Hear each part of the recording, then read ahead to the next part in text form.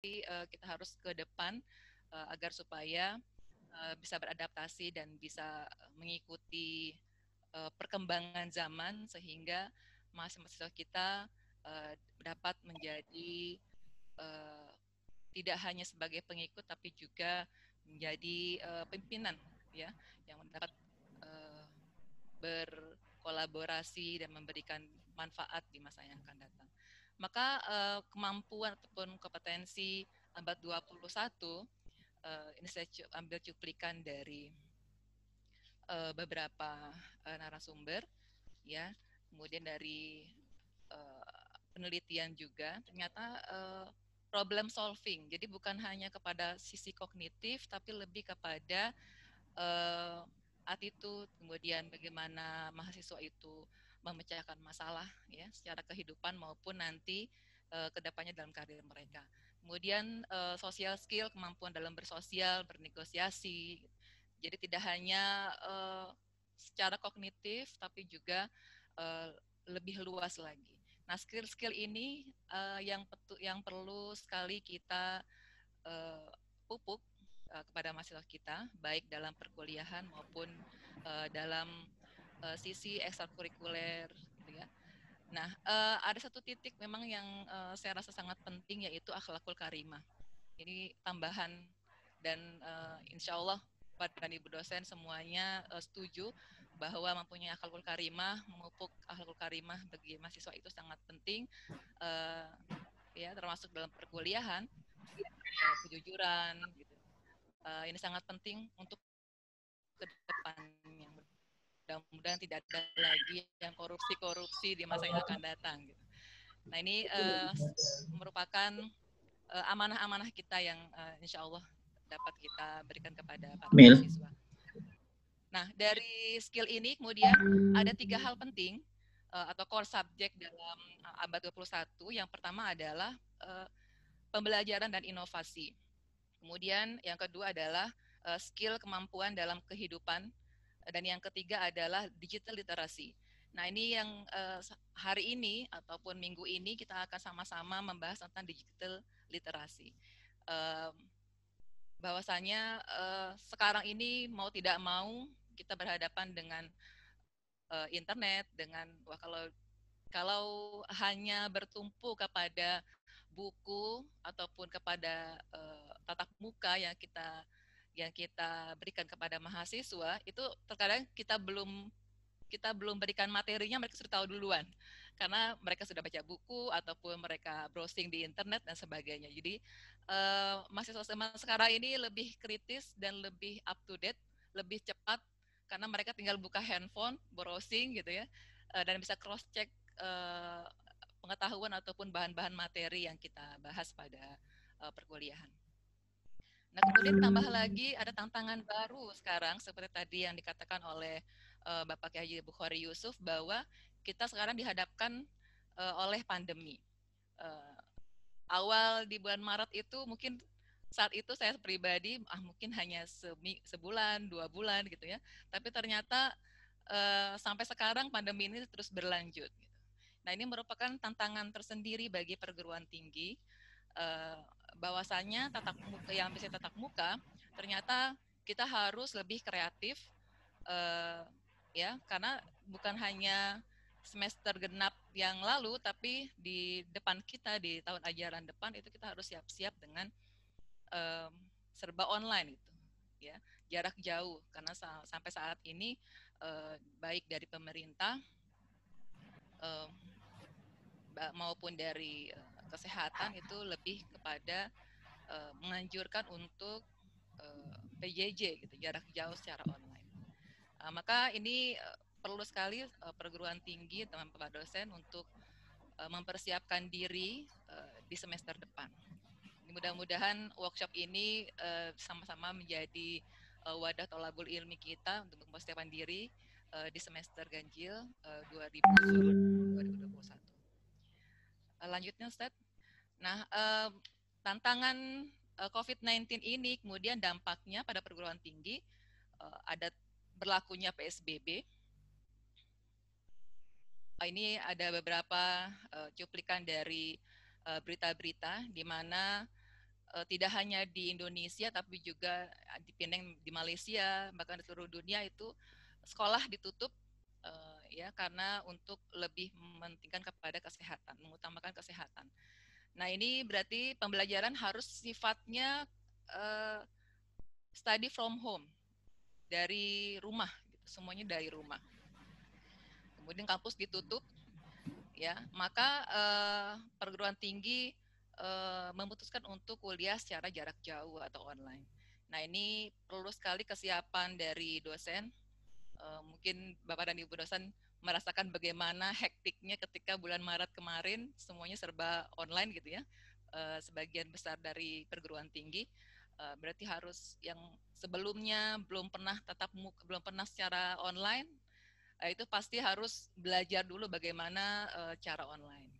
Mungkin ada beberapa perguruan tinggi yang memang sudah mempunyai learning management system ataupun sudah menerapkan 80% tatap muka, kemudian 20%-nya online, itu mungkin tidak terlalu kaget ya. Tapi bagi perguruan tinggi ataupun para dosen yang belum pernah menggunakan online, itu pasti ada apa namanya, ada kagetnya gitu di situ.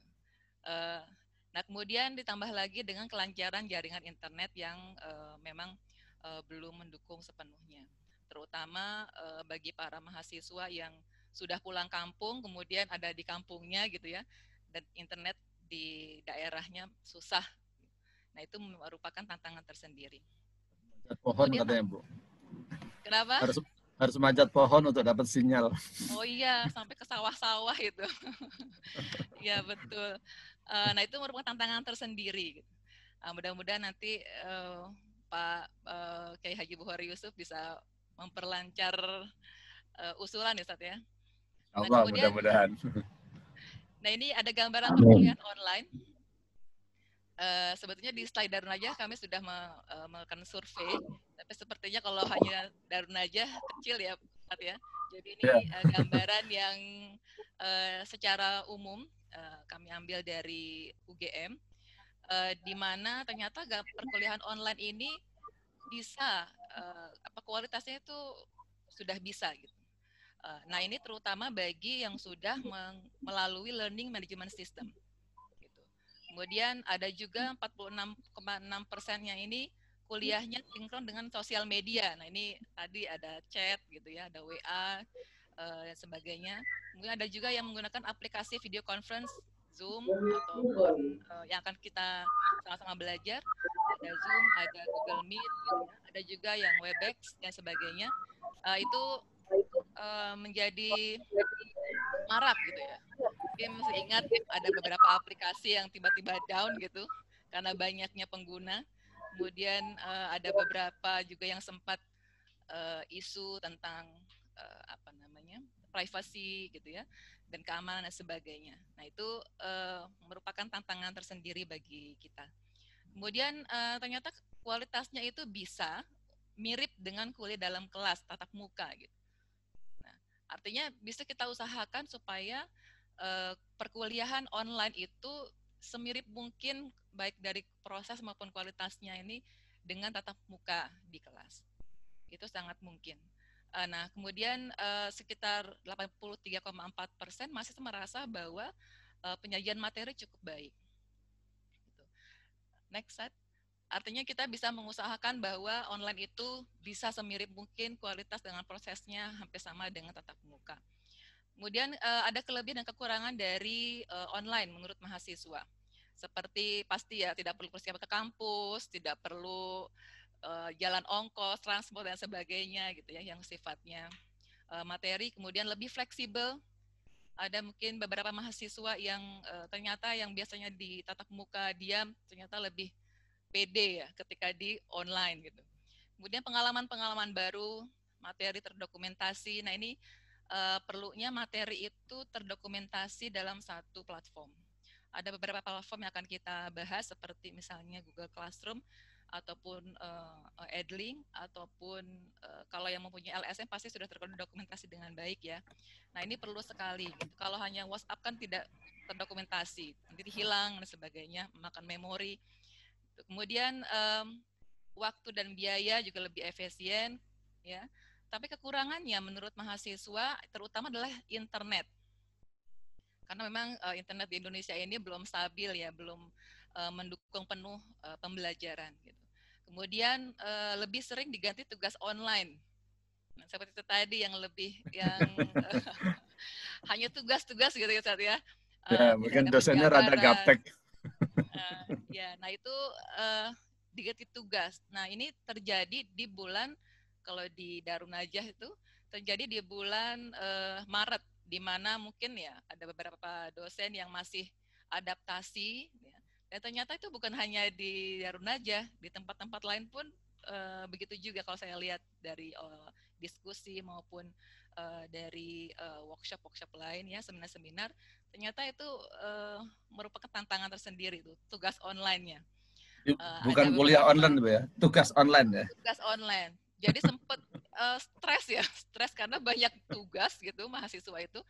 Dan satu mata kuliah itu kadang-kadang membuat makalah dan sebagainya itu menumpuk tugasnya. Gitu.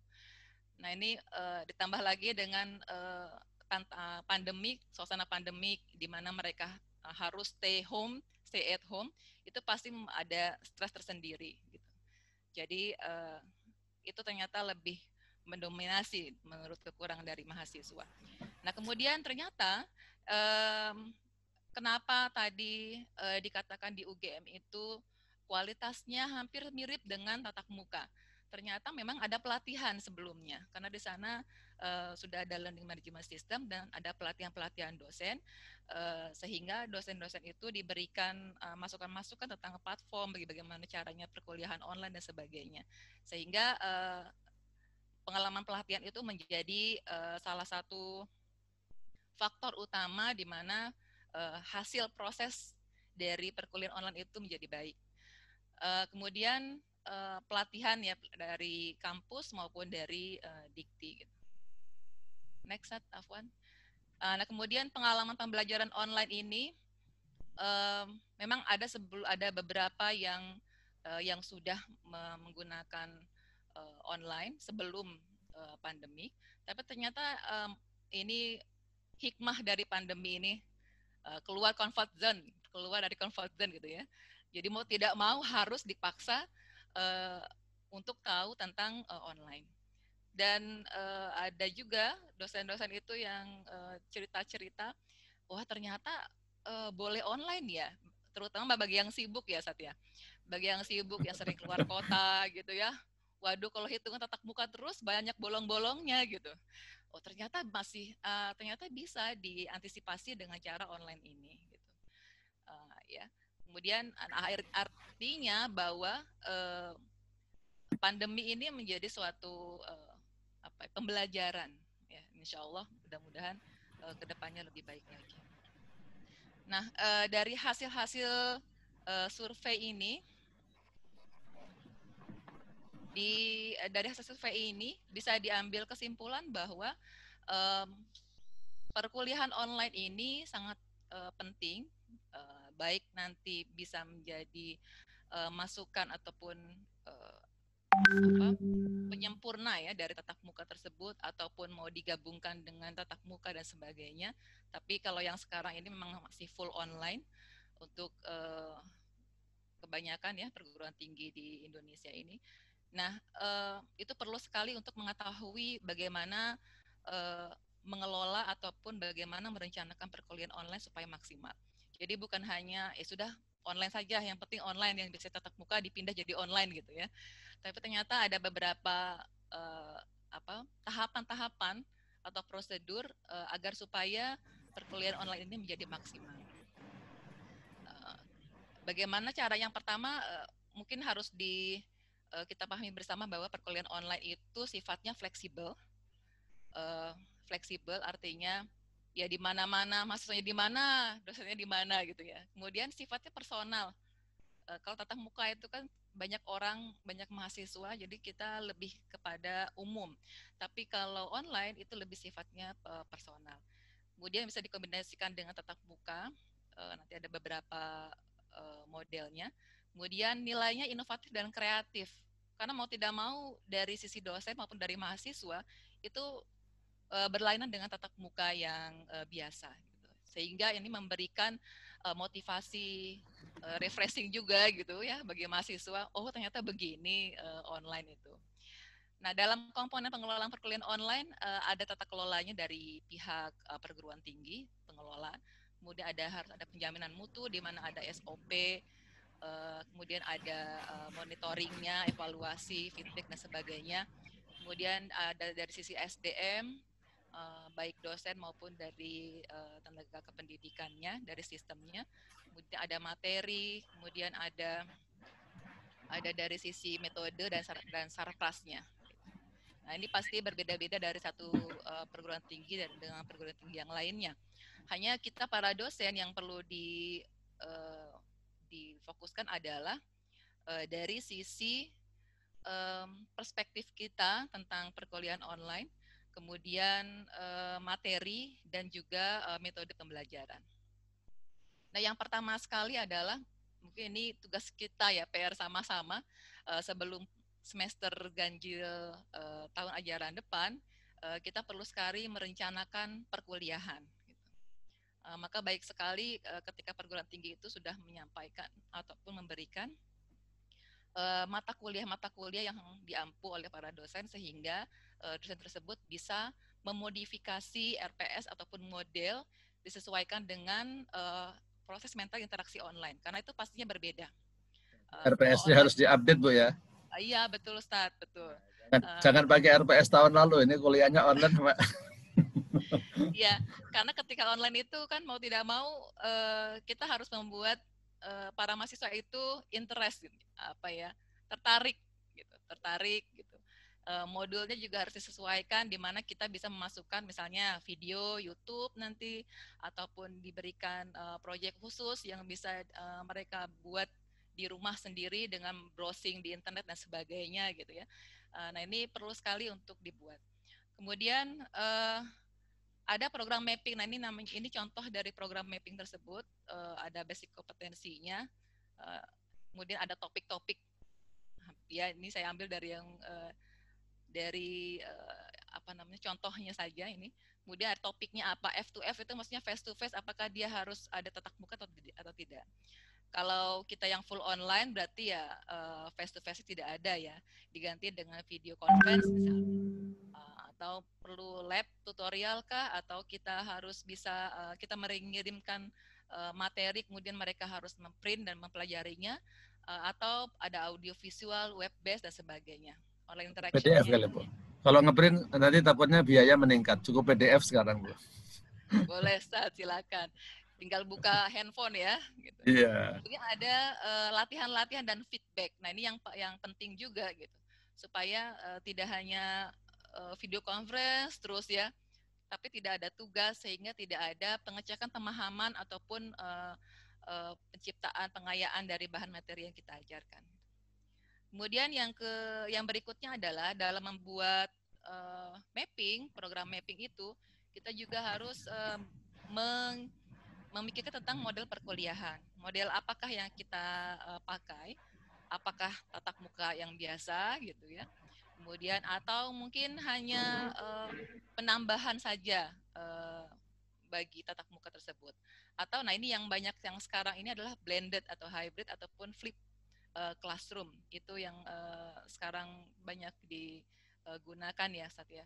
Nah, kalau ketika pandemik ini full online. Kalau memang betul-betul tidak bisa tatap muka, maka bentuknya full online. Yang mudah-mudahan nanti di semester ganjil depan di awal September pandemi ini semakin menurun, kondisi semakin baik sehingga kita bisa mengadakan tatap muka. Misalkan Amin. Iya 80% dibalik Ustaz ya. Biasanya kalau 80% itu tatap muka, 20-nya online. Nah, ini mungkin pandemi ini kita balik. 80%-nya tatap muka, yang 20% ini khusus untuk materi-materi yang memang perlu untuk tatap muka, kita bisa pakai itu. Sehingga ada beberapa model seperti blended learning, di mana kita bisa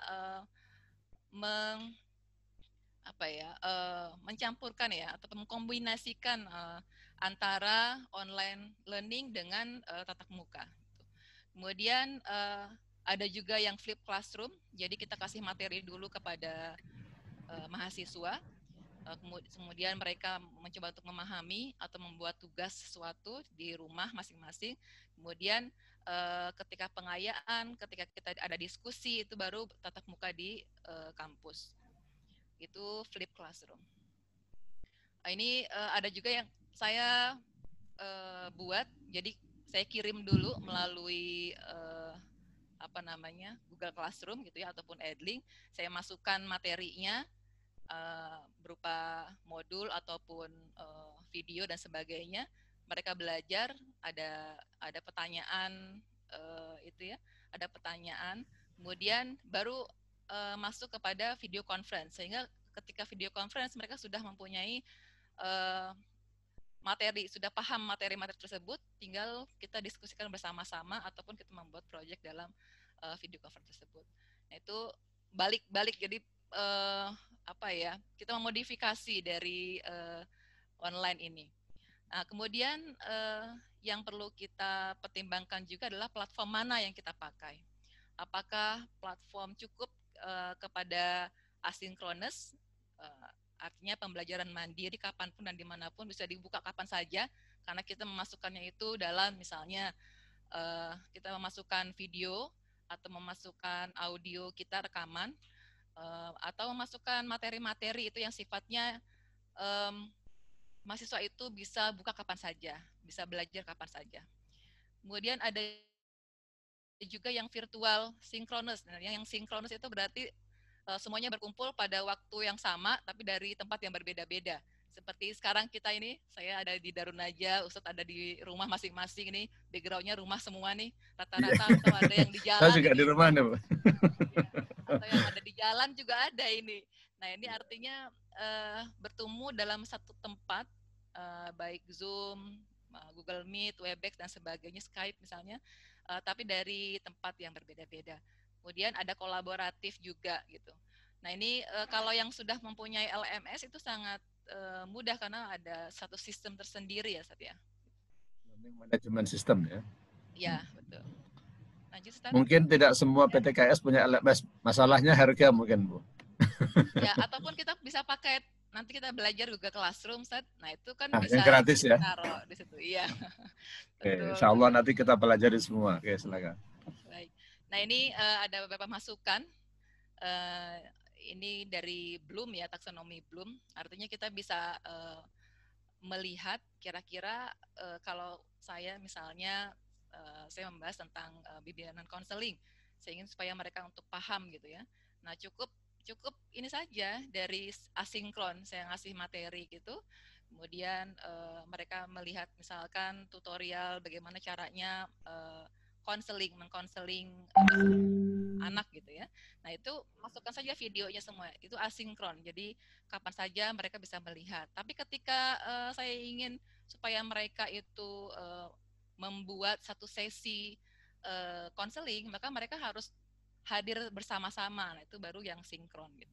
Jadi kita bisa memadu-madankan mana platform yang akan kita pakai, dan itu harus dimasukkan ke dalam program mapping yang pertama kita buat. Nah, yang tidak kalah pentingnya adalah mencermati atau memperhatikan tentang proses perkuliahan online.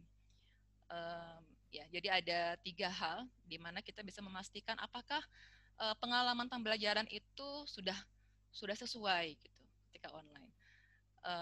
Ada beberapa hal. Yang pertama adalah kognitif.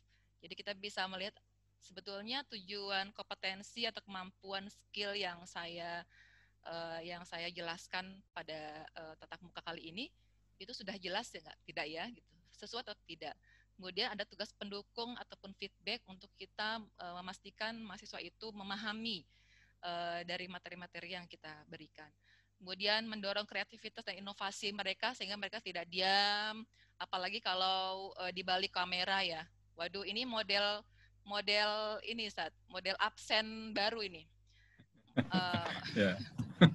Iya, jadi terkadang dia hadir gitu ya, ada ininya, namanya ada, Handphonenya Tapi doang yang nyala. iya, kita panggil-panggil misalnya Ani gitu. Maaf ya, misalkan namanya Ani. Ani, coba Mbak jawab ini. Tidak ada ini, tidak ada suara. Respon ya. Ya tidak merespon gitu. Nah, waduh, ini namanya kalau di pesantren namanya madol ya. Tidak hadir dalam perkuliahan. Itu sistem baru. Oke, Nah, itu waktunya tinggal 3 menit nih Bu. bagi saat ya. Oke. Nah, itu kognitif.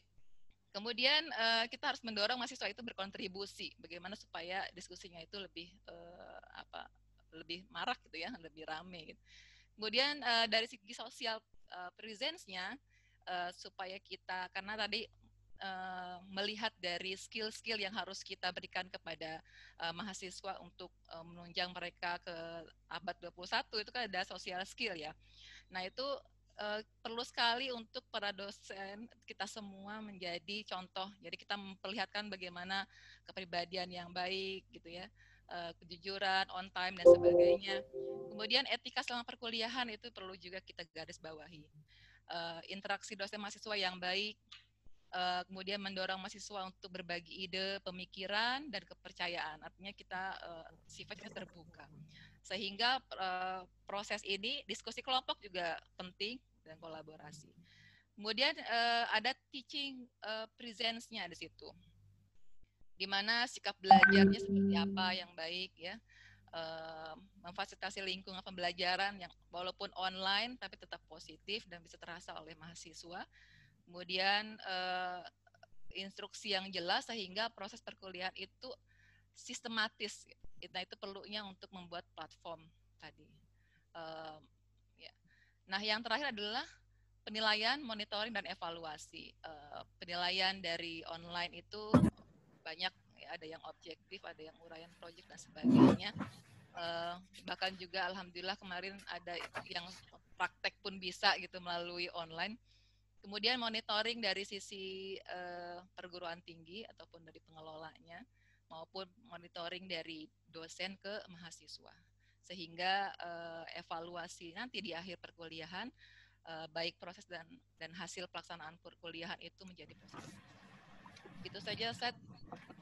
Mudah-mudahan kita semua bisa tetap maksimal mengamanahkan kita tentang perkuliahan kepada mahasiswa, tetap maksimal walaupun secara virtual. Gitu. Itu saja, Ustaz. Mudah-mudahan memberikan manfaat. Mohon maaf ketika ada kesalahan dan lainnya. Assalamualaikum warahmatullahi wabarakatuh. Waalaikumsalam warahmatullahi wabarakatuh. Terima kasih kepada Ibu Duna Iswana, MED PhD. Beliau adalah pimpinan STAI Darun Najah. Ya, kalau Darun Najahnya insya Allah sudah kenal semua, ada pesantrennya, sudah pesantren senior Bu ya. Ada hal yang ingin saya garis bawahi tadi ya, hendaknya para dosen pada saat ini, pada perkuliahan abad 2021 ini harus lebih kreatif dan inovatif. Jangan hanya mengandalkan perkuliahan seperti jadul zaman dulu, baca kitab, baca buku, penjelasan, hanya model ceramah. Ini kadang-kadang kalau nanti cuma hanya ceramah-ceramah, saya buka ceramah dari ustadz yang lain aja deh, dari dosen yang lain. Jangan-jangan dari kampus lain ada yang mengupload ya materi perkuliahan yang lebih menarik. Nanti kita ketinggalan zaman, nanti kita dosen ditinggalin ya. Jadi mahasiswa akan mudah mengcompare ya, banding-banding. Ini dosen ini enak nggak enak, dosen ini canggih nggak canggih. Habis kuliahnya cuma gitu-gitu melulu. Dia mah cuma baca buku. Ntar saya baca buku sendiri aja dah. Hanya kayak tadi dikerjain sama mahasiswa, handphonenya dinyalain dia tidur dah. Ya, kadang-kadang handphonenya dinyalain kemudian dia kemana, yang penting nyala, yang penting hadir begitu ya. Dan oleh sebab itu Bapak Ibu sekalian, jadi saya mohon juga hari ini ikutin sampai selesai hari ini jam 10 insya Allah nanti. Beberapa menit sebelum berakhir nanti akan di-share link kehadiran oleh Ibu Dewi Fibriani dari Institut Tazkiyah, nanti akan di-share link kehadiran, dan dari link kehadiran nanti Bapak Ibu memasukkan nama, nanti akan dikirimkan sertifikat secara otomatis, sertifikat lewat email Bapak Ibu sekalian. Jadi jangan sampai ada yang bolos dan jangan sampai ada yang kabur sebelum selesai. Baik Bapak Ibu sekalian, nampaknya ini tadi saya lihat kayaknya ada Pak Supriyadi nih. Pak Supriyadi, Pak Sekor Sekretaris Kopertais ini kayaknya. Saya mau menyapa sebentar nih. Kayaknya ada beliau. Pak Supriyadi. Assalamualaikum Pak Supriyadi. Kita unmute sebentar. Bisa di-unmute sebentar Pak. Ya, oke. Assalamualaikum Pak Supriyadi. Waalaikumsalam warahmatullahi wabarakatuh. Syukur Ustaz. Ahlan. Terima kasih Pak Supriyadi bisa ikut hadir nih dalam acara workshop kita. Ya, alhamdulillah. Saya ikut mulai tadi. Oh gitu ya. Sudah standby, sudah awal. Baik Pak Supriyadi. Ya, Ustaz, silakan lanjut. Saya mengikuti presentasi Bu Dona. Baik, ya. Sangat menarik dan mudah-mudahan. Alhamdulillah. Silakan lanjut Ustaz. Oke, terima kasih Pak Supriyadi ya, terima kasih. Sama-sama. Atas kehadirannya. Baik, maaf Ustaz, saya juga mengajak teman-teman di PT KIS Banten yang sekarang bersatu dengan kita di Kopertais Wilayah 1. Jadi saya share tadi link semuanya sudah saya lihat ada beberapa yang sudah ikut juga dari Banten, PT KIS Banten Ustaz. Jadi bukan hanya untuk Jakarta ini, mudah-mudahan Banten juga ikut, mungkin ada teman-teman lain supaya manfaatnya lebih luas lagi Ustaz. Betul, Pak. Makasih atas bantuan share-nya ya. Jadi baik, kita nggak sempat ngasih undangan khusus karena kita ini publikasinya cuma lewat WA doang deh Pak Supriyadi ini. Oh iya, nggak apa-apa, bagus. Saya juga share pokoknya biar manfaatnya lebih luas lagi. Walaupun saya juga tidak minta izin untuk di-share, tapi saya yakin ini karena untuk umum, semua untuk kemaslahatan kita semuanya. Saya yakin Ustadz yang membuat ini ataupun para host, insya Allah tidak keberatan kali ini saya share dan diikuti oleh teman-teman kita dari PT KIS Banten yang ikut Jakarta mulai 1 Januari 2020, kalau tidak salah 17 PT KIS. Saya sudah share dan ada beberapa yang saya lihat tadi sudah ikut juga. Mudah-mudahan bermanfaat lebih luas. Ustaz. Syukur Ustaz. Oke, terima kasih. Jazakumullah khair. Baik, alhamdulillah Bapak Ibu sekalian. Jadi peserta kita sekarang ini yang aktif detik ini ada 95 ini yang bergabung ya dari beberapa perguruan tinggi. Memang tadinya saya punya inisiatif saja, tapi kalau bekerja sendiri itu capek, melelahkan dan butuh biaya besar. Tapi dengan cara kolaborasi 6 PT KIS untuk mengisi acara ini, alhamdulillah kita hampir tidak ada biayanya. Acara karena publikasi. Ustaz Sofan, maaf. Jadi kalau PT KIS DKI itu ada 63 ya, 63 PT KIS, ditambah Banten itu 17, dan sekarang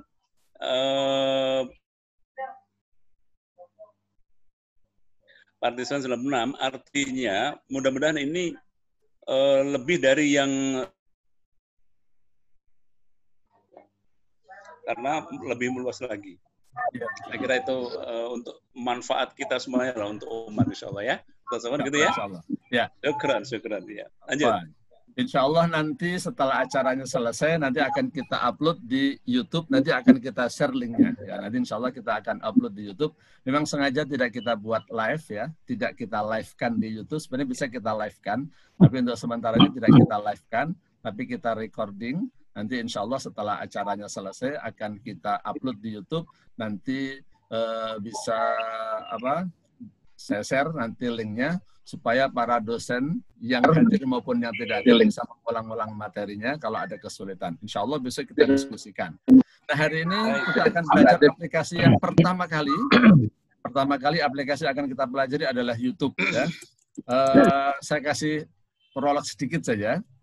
Sebenarnya saya sendiri secara pribadi saya dulu nggak pernah bisa upload video di YouTube. Buka YouTube pun saya termasuk yang jarang. Tapi ceritanya di bulan Ramadan kemarin karena pandemi, jadwal pengajian saya semuanya ditutup. Ya, yang harusnya mungkin entah berapa puluh ya kalau 100 ada jadwal tutup semua, batal semua. Sebagian berjalan secara online video conference, tapi ada satu masjid di instansi pemerintah yang minta pengurusnya, saat kita minta dikirim materinya lewat YouTube saja, Ustaz. Waduh, video katanya. Video, saya nggak pernah bikin video. Kalau video conference saya bisa, tapi kalau video doang saya nggak bisa. Akhirnya saya coba rekam sendiri. Setelah saya rekam, setelah jadi, ternyata 15 menit dia minta. Saya kirim nggak bisa pakai WA. Saya tanya anak saya, gimana nih saya punya video 15 menit. Cara kirimnya gimana? Kirimnya pakai YouTube, Abi katanya. Wah, saya nggak bisa kirim video YouTube. Akhirnya saya belajar, cari tutorial, akhirnya kirim ke YouTube, dan alhamdulillah berhasil. Akhirnya saya bikin, alhamdulillah sudah jadi 35 video. Udah saya upload di YouTube semua, sudah terschedule. Semua materi adalah materi perkuliahan saya, fikih muamalat, fikih bisnis. Sudah ada 35 materi. Alhamdulillah, terpaksa jadi bisa begitu ya. Terpaksa jadi sampai diledekkan anak saya jadi YouTuber nih sekarang Abi katanya. Ini YouTube-nya cuma materi perkuliahan, belum sebagai hiburan bukan ya, dan belum jadi uang bukan ya, belum jadi uang. Baru yang penting kita bisa menyampaikan materi kepada masyarakat lewat YouTube pada mahasiswa, alhamdulillah. Nah, hari ini kita akan belajar bagaimana kita menjadikan YouTube sebagai sarana perkuliahan. Ya, insya Allah materi ini kita akan dipandu oleh Bapak Ade Fadli Fakhrul. Beliau adalah dosen di Stidi Al-Hikmah. Jadi tetangga saya ini ya, tetangga. Stidi itu Sekolah Tinggi Ilmu Dakwah.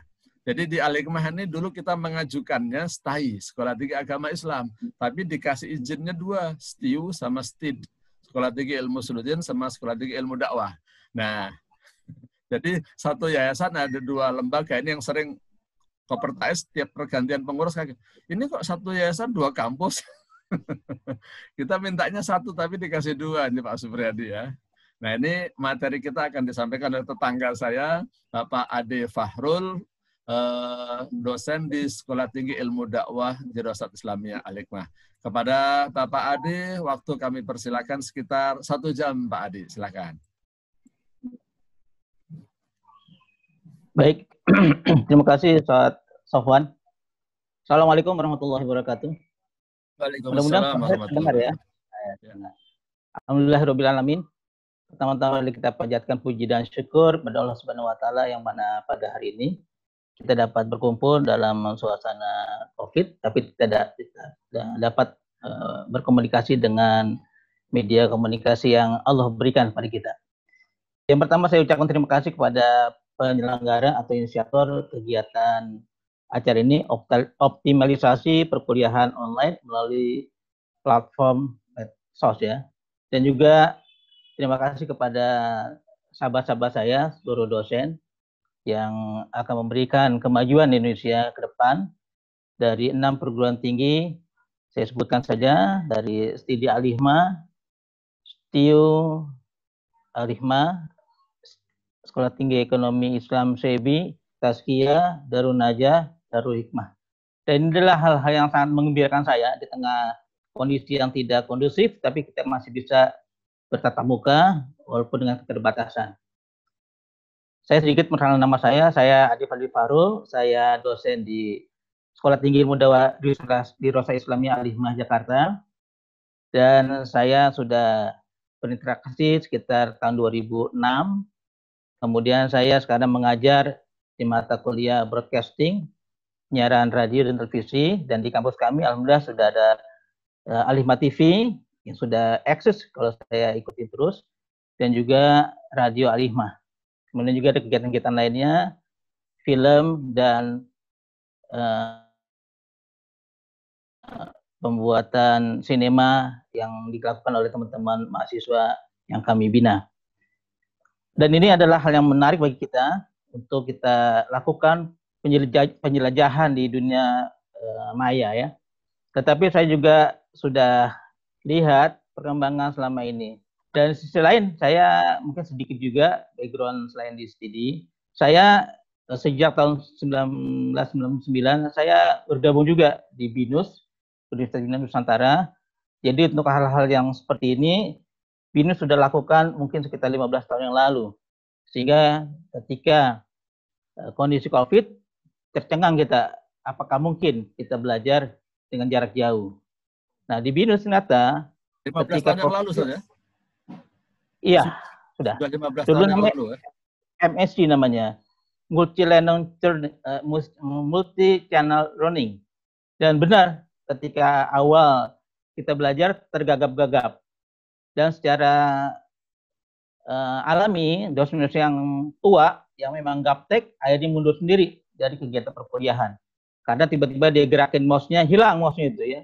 Ada kursornya digerakin, hilang gitu. Bingung dia kan. Sementara di kelas nggak diajarin kan semuanya. Tapi terus dilatih, hampir setiap pekan kita latihan-latihan terus tentang media sosial, alhamdulillah sudah terbiasa lagi. Nah, sekarang di BINUS juga ada namanya BINUS Online. Nah, saya lihat ketika kita masuk ke dunia seperti ini, justru saya lihat ini peluang. Yang tadinya saudara-saudara kita di Papua tidak bisa ke Jakarta dengan ongkos mungkin 4 juta atau 5 juta, sekarang sudah bisa. Saya justru melihat ketika kita masuk ke dunia medsos ini bukannya kecemasan atau kegalauan kita, justru ini peluang.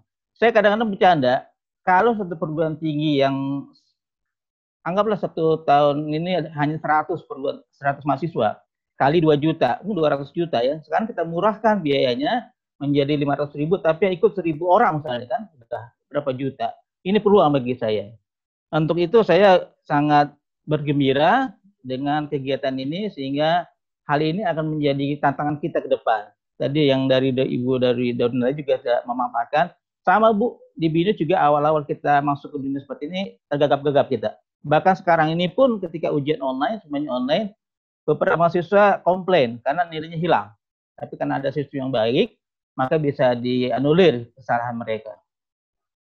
Ini sedikit background saya.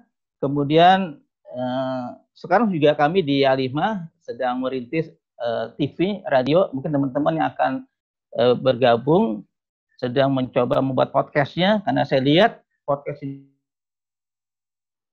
ini, Masya Allah Bu ya. Saya ikuti semua podcast misalnya di 1 juta orang, Mbak Imong, Rida Ricis, Atta Halilintar. Justru saya juga ketawa tadi, kenapa nggak di-share ke YouTube langsung, Pak Sofyan. Mungkin kalau kita udah masuk ke link YouTube, ya maaf nih, followers-nya akan banyak Pak. Karena saya lihat beberapa orang yang aktif di dunia medsos, melebihi gaji dari dosen selama setahun ngajar, saya lihat seperti itu. Mudah-mudahan ini sebagai melebihi ketua Pak Ade. Melebihi ketua bukan hanya dosen. Oh iya, lebih dari menteri ya. Iya. Karena Raffi Ahmad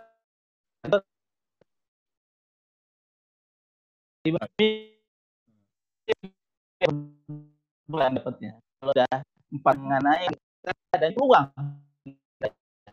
Suaranya putus-putus Pak Ade. Halo Pak Ade. Dan kegiatan ini, tapi juga ke depan, ya Agus.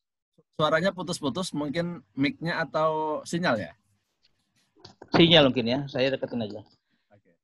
Justru saya lihat ini, 6 perguruan tinggi, nggak hanya hari ini kita berkolaborasi, mungkin kita bisa coba membuat hibah, membuat kerjasama dengan luar negeri dan sebagainya. Bahkan saya lihat kemarin Stanford University dengan kondisi seperti ini sudah melakukan kuliah online yang bayarnya $100.000, $100, tapi mendunia. Jadi ini sedikit background-nya kenapa kita akan maksimalkan kegiatan kuliah di Universitas. Oke, kita masuk materi. Saya dapat materi dari Prakasa 9 materi ya, kemudian editing dan seterusnya tadi sudah dipaparkan. Dengan waktu 1 jam, mudah-mudahan bisa lebih cepat saya berikan. Dan saya yakin juga ini teman-teman dosen yang sudah masuk ke dunia medsos beberapa bulan lalu, khususnya bulan Maret, saya yakinlah untuk Google, Zoom dan sebagainya akan sudah terbiasa. Tapi ala kulli hal, karena ini memang saya diamanahkan untuk memberikan materi YouTube sebagai sarana perkuliahan, kita akan masuk tahap-tahapnya. Mudah-mudahan 9 materi ini bisa selesai dalam waktu 1 jam. Kalau 1 jam 60 menit ada 9 materi atau 6, berarti 1 materi 10 menit. Nah, oleh karena itu, saya akan cenderung nanti hanya memaparkan karena agak sulit seperti yang cerita Ustaz Sofyan, ketika tidak pernah bersentuhan dengan medsos, tiba-tiba harus masuk ke medsos, akhirnya belajar lagi. Saya juga demikian. Saya belajar YouTube tahun 2007. Pertama kali saya belajar, dan alhamdulillah setelah 2 tahun itu YouTube saya atau video saya hanya 2. Tapi saya nggak putus asa,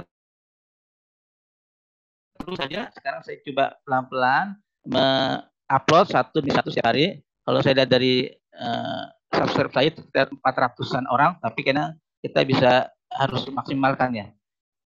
Kalau ya, 1.000 orang dapat duit, Ustaz. Kalau udah 1.000 orang dengan subscriber harus 1.000.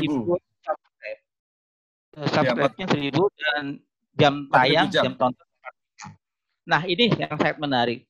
Saya agak bercanda nih, Ustaz ya. Kalau sekarang ini acara 2 jam, ada 4 atau berapa pertemuan 8 jam, kemudian ini di-upload oleh seluruh mahasiswa se-Indonesia atau siapapun, dikali aja, Ustaz. 8 jam kali sekian orang, kali sekian orang. Apalagi sekarang saya sangat gembira juga kalau dosen-dosen 1 semester itu 13 kali pertemuan, maka sudah ada 13 YouTube video ya. Kalau 1 pertemuan itu sekitar 100 menit, berarti sudah ada sekitar 1.300 menit. 1.300 menit selama 1 semester. Kalau dia 2 tahun, jadi YouTuber akhirnya mudah-mudahan nggak ditinggalkan ya. Dia nggak mau jadi dosen, akhirnya menjadi YouTuber, akhirnya tinggal di kampus itu, seperti lagi. Jadi ini peluang juga bagi kita.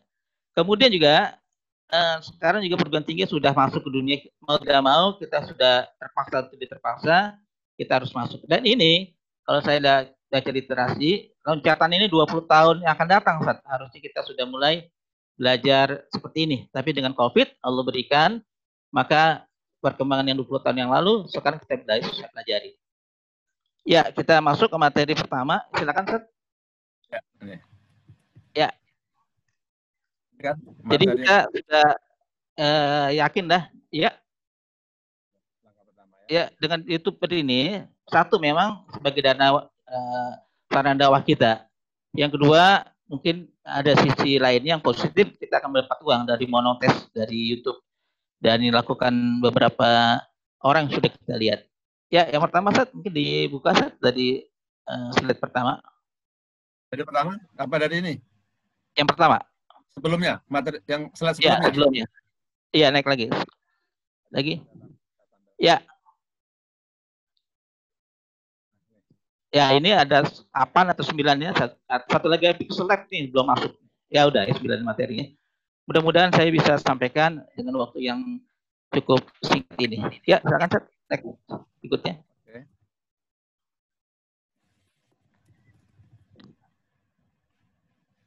Ini perkenalannya. Oke. Ya, saya di BINUS. Saya pernah kuliah di UTM.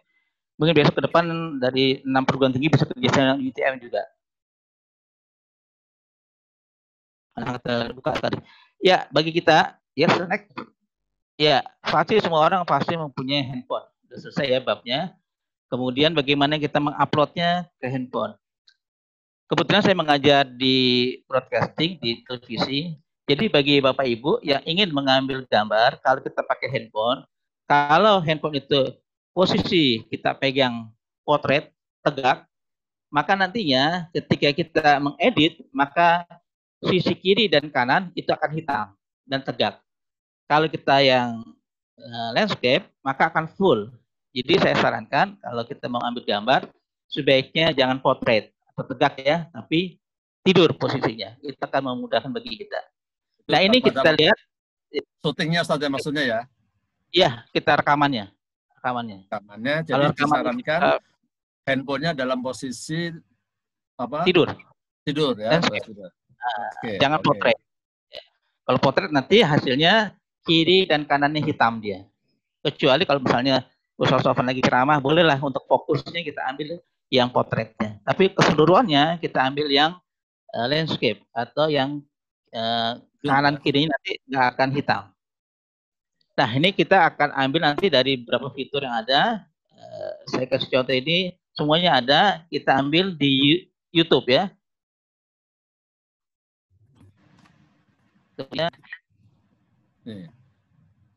Ini YouTube-nya Ustadz Adi. Ya, kemudian kita upload ini. tentunya yang sudah kita upload ya. Saya ada 9 video, ada sekitar 400-an saya udah lihat subscribe-nya saya. Nah, cara subscribe juga itu kirimin aja Bu ke semua jaringan kita. Dari itu Yang penting di sini nih. inilah beberapa caranya. Sesungguhnya agak repot tuh ya kalau kita nggak megang alatnya ya. Jadi di YouTube itu ada gambar, kita untuk masukin ke videonya ya, ada gambar plus itu, gambar ya, seperti itu. Kemudian kita tarik, maksudnya saya klik ya, silakan berikutnya diklik. Ya, kemudian kita ambil mana materi yang kita mau ambil. Tentunya kalau saya lihat ada gambar-gambar seperti ini namanya thumbnailnya. Saya udah juga kasih beberapa catatan thumbnail ini. Saya juga belajar banyak, Bu. Ternyata thumbnail seperti itu harusnya ada konsistensinya. Nanti kita lihat di beberapa slide berikutnya, beberapa YouTuber yang top lah ya, ternyata dia ada konsistensi dalam hal warna, tipe huruf, dan komposisi. Nah, ini yang hurufnya. Para dosen yang bawa laptop atau HP mungkin bisa nih nyari tombol ini, soalnya kecil nih, kadang-kadang bingung Ustadz ya. Jadi mungkin ditekankan Betul. Ini tombolnya kecil, ada tanda plus. Dia. Saya yakin lah para dosen yang sudah pernah YouTube udah paham ya. Tapi kalau enggak nanti mungkin kita cari waktu untuk lebih satu materi kita fokus untuk belajar. Ya berikutnya. Nah kita ambil, selesai lah. Nah, sekarang bagaimana kita menguploadnya? Tentunya ada media lainnya. Ada namanya KineMaster, ada Filmora, ada Adobe Premiere. Kemudian kalau yang saya selama ini lakukan, semua kegiatan YouTuber saya menggunakan handphone. Jadi dia jarang sekali, bukan sampai sekarang saya nggak pernah pakai laptop. Saya kemana-mana selalu secara refleks saya ambil. Apakah gambar orang lagi jalan, lagi di laut, di pantai, di pegunungan, semuanya saya ambil. Di pantai itu juga, namanya bank data kita. Ya, bank data saya. Bahkan kemarin saya ada survei, kemudian saya di AMDAL, saya jelajahi sekitar 12 pulau di Pulau Seribu. Saya ambil suara ombak seperti itu. Karena buat background suara nantinya. Saya teman-teman kampus kemarin ke Jogja, ada suara kereta, saya ambil suaranya. Ada suara pesawat, saya ambil pesawatnya. Ada suara apapun, saya langsung rekam dengan recording saya dan saya ambil gambar. Jadi handphone saya itu sangat penuh. Sekarang sudah ada power bank, bukan power bank, menyimpan alat itu. Saya sudah ada yang satu alat itu 1 tera, saya sudah ada 2 tera penuh semua itu. Harddisk maksudnya, harddisk. Bukan. Penyimpan. Ya, harddisk atau SSD. Yang sekarang SSD. Yang besar itu. Penyimpan yang 1 tera. Ya, harddisk tapi harddisk eksternal, Ustaz. Eksternal, ya. Saya sudah ada 20 semua. Kenapa penuh? Karena saya mempunyai pemikiran kita harus punya bank data. Sekali lagi, YouTuber atau yang pengguna YouTuber tidak akan memonetis YouTube kita kalau gambar itu dari orang lain. Suara, nada, gambar, bahkan video. Hanya selintas saja udah langsung kena teguran. Apakah nanti disuspend atau ditegur bagi orang yang ambil. Jadi ini kejujuran sangat tinggi di mesin, di engine YouTube-nya. Kalau kita ambil suara 1 nada atau gambar hanya beberapa detik, ketahuan kita bisa suspend. Yang tadi kita dimonetis, ini gagal kita. Nah ini yang saya gunakan, aplikasi adalah KineMaster. Maaf sekali lagi, saya nggak terlalu bisa menjelaskan segitu detail, tapi ibu-ibu bisa diambil. Kalau kita ambil KineMaster-nya dengan Play Store, maka akan ada watermark-nya sebelah kanan atas. Artinya iklan dia. Saya sering sarankan mahasiswa saya, ambillah dari Google. Jadi kita searching di Google, ambil KineMaster-nya. Nah ini dia. Jadi kalau sebelum ada COVID, bahkan sebelumnya ya kita kalau belajar dengan handycam dengan kamera yang besar, solder, kemudian kita punya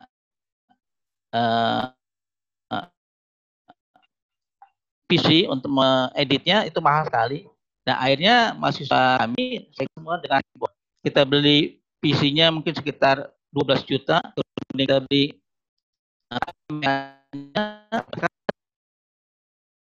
Suaranya putus-putus, Ustaz ya. Halo? Sinyalnya kayaknya nih ya. Halo, Ustaz.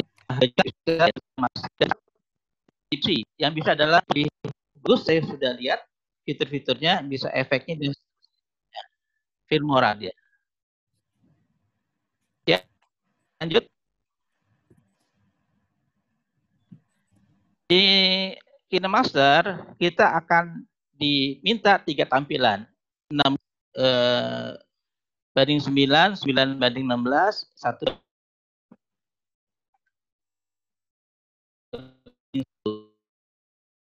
yang akan panjang dia. Kalau 1 banding 1 simetris. Yang bagus saya sarankan adalah 16 banding 9. Dia full size di hasilnya. Ya silakan next.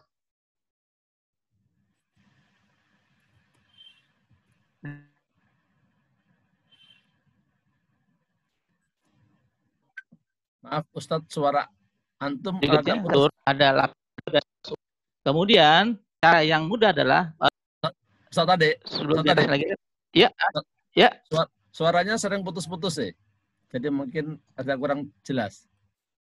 Saya udah megang ya, sinyalnya emang ya. Saya bagus ya, terima ya. Sebelum itu sebelumnya naik lagi slide berikutnya. Nah, ini ada media. Tentunya ini adalah proses editing dan kasih backup-nya lah dari video kita. Yang atas kanan itu media. Media adalah yang akan kita klik nantinya untuk kita ambil video-video kita. Nah, kita klik, anggaplah kita sudah klik yang medianya. Ya, terus set. Berikutnya. Ya, ini beberapa video-video yang sudah kita ambil sebelum itu, Ustaz. Naik lagi, Ustaz. Nah, ini ya. Anggaplah di sini ada beberapa video yang kita sudah ambil atau dengan foto. Ya. Nah, kita ambil salah satunya dari yang media tadi yang ini. Kemudian kita klik aja video yang kita mau ambil. Kita klik, ya silakan diklik, Ustaz. Berikutnya. Nah, inilah.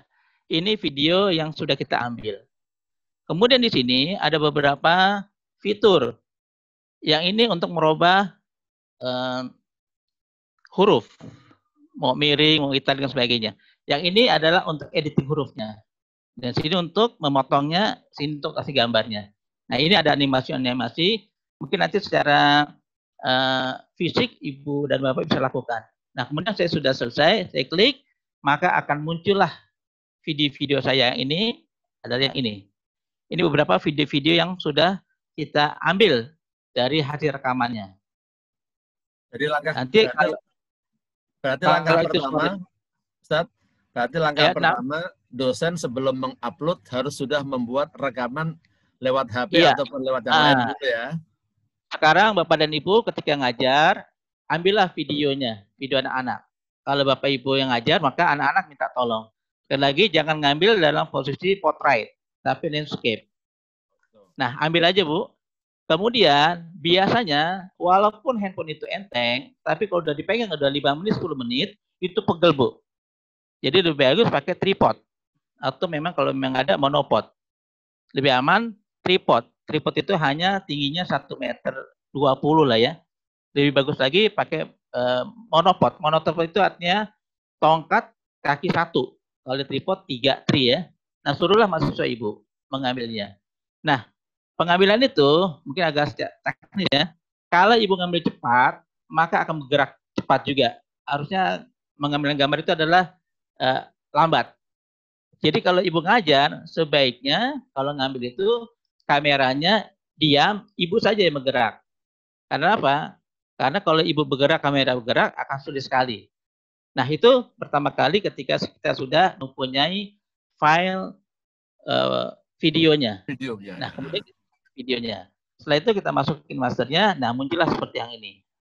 Nah, barulah kita proses editing, memotongnya.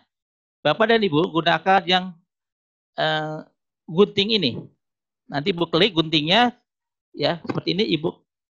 Ibu buka, klik guntingnya. Ya, silakan klik berikutnya. Next. Slide berikutnya. Nah, ini ya. Ini belum berikutnya, ada gambar gunting. Mungkin di belakang slide-nya. Ini. Sorry, berikutnya lagi.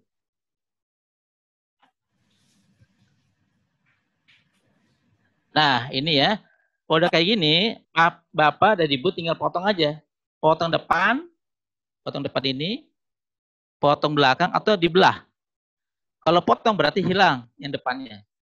Kalau yang belakang hilang. Tapi kalau mau utuh satu video hanya memisahkan saja, maka ada di fitur gunting ini hanya belah, tidak akan hilang dari gambar itu. Ya, berikutnya. Ini maksudnya kalau misalnya Ustadz punya video 1 jam mau diupload 30 menit saja, itu Ustadz ya? Bukan. Jadi kalau kita punya video 30 menit, kalau kita mau ambil bagian tertentu, maka kita potong yang penting saja. Oh, yang mau diupload saja? Di belakang. Ya. Bukan, ini belum diupload ini. Nanti ada proses berikutnya, Ustadz. Ada terakhir namanya render. Kalau render ini yang gambar ini. Yang gambar ini. Ini masih proses pelajaran mengedit video ya?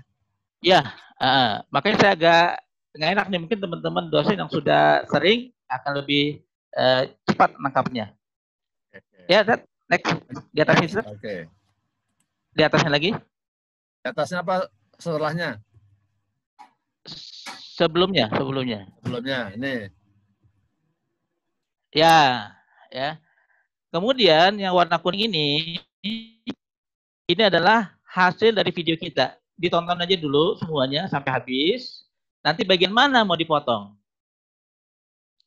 Kemudian kalau yang gambar-gambar ini, yang putih ini adalah untuk animasi. Apakah di atas ke bawah, kiri kanan, muncul tiba-tiba atau gambar pecahan dan seterusnya. Kemudian yang huruf ini, tur Jogja, kita ambil dari yang ini. Ini ada beberapa pilihan. Ini T, teks, artinya kita klik aja yang teks ini, kemudian akan muncul nanti pilihan huruf. Misalnya seperti ini. Dan setelah definisi selesai, kita ambil lagi nanti di bagian lain, mungkin berikutnya untuk warna. Di atasnya. Sebelumnya apa sesudahnya? Lagi. Di atasnya. Oh, di atasnya lagi. Balik lagi. Nah, ini.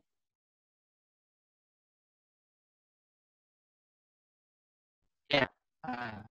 Di atasnya ini. Ini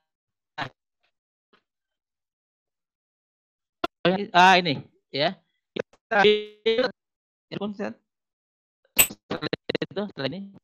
Masalahnya suara antum putus-putus, jadi rada kesulitan dengar antum.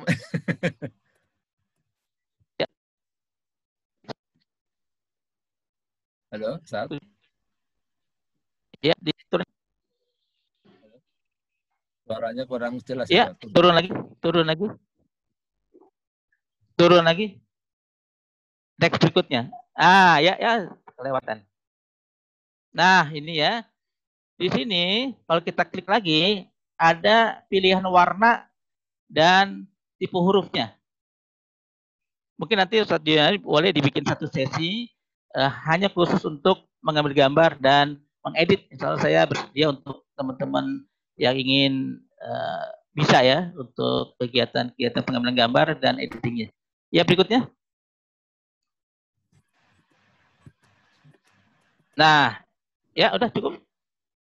Nah, ini setelah kita ambil, hanya kita masukkan yang memang video yang akan kita edit nantinya. Ada menjadi satu kesatuan. ceritanya. Ya, berikut next. Nah, ini nih, ya ini saat ya. Ini maksud saya tadi ya. Ini kalau kita klik, ada pilihan yang ini, kita klik, maka ada pilihan warna. Yang atas ini adalah editing. Anggap misalnya tur Jogja, kita mau tulis kuliah fikih dakwah, ini kita berubah dari atas ini. Kemudian warna-warna yang ini biru, hijau, maaf, ini adalah ambil dari yang sini. Ini ada banyak pilihan, Ustaz. Semua warna ada di sini.